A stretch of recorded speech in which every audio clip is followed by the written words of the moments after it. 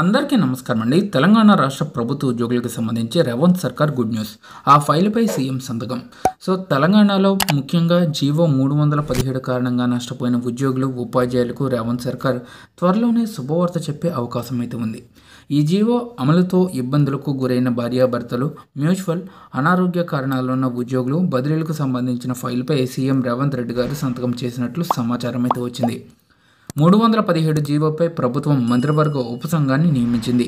ఆ sub committee mutual, health ground, spouse ట్రాన్స్ఫర్లు జరపాలని కొన్ని రోజుల క్రిందట ప్రాథమికంగా నిర్ణయించింది. దీనికి సంబంధించిన ఫైలుపై సీఎం రేవంత్ రెడ్డికి పంపగా శుక్రవారమే దానిని ఆమోదించినట్లయితే తెలుస్తుంది. అతి త్వరలోనే దీనిపై ఉత్తర్వులు వెలువడే అవకాశం ఉంది. వైద్య ఆరోగ్య శాఖ మంత్రి దామోదర్ రాజనరసింహ అధ్యక్షతన ఇటీవలే సచివాలయంలో ఉపసంఘం సమావేశమైంది.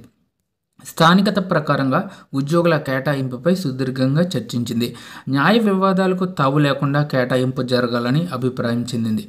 స్థానికతకు అవరోధంగా ఉన్న క్లాజులపై మంత్రులు రాజనరసింహ, శ్రీధర్ బాబు 3 గంటలకు పైగా న్యాయ నిపుణులతో చర్చించారండి.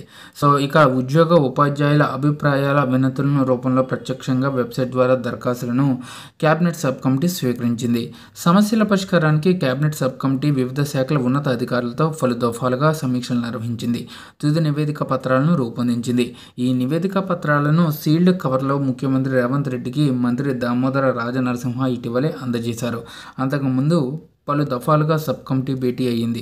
ఆయా సందర్భంగా 317 జీవో కారణంగా నష్టపోయిన వారి వివరాలు మాత్రమే గుర్తించి నివేదిక ఇవ్వాలని అధికారులను ఆదేశించింది. దీంతో వివిధ శాఖల నుంచి వివరాలు అందాయి. అన్నింటినీ పరిశీలించి ఉపసంఘం నివేదికను తయారు చేసింది. దాన్నే ముఖ్యమంత్రికి సమర్పించింది. అయితే సబ్ కమిటీ నివేదికను బయటపెట్టాలని ఉద్యోగ సంఘాలు డిమాండ్లు చేస్తున్నాయి.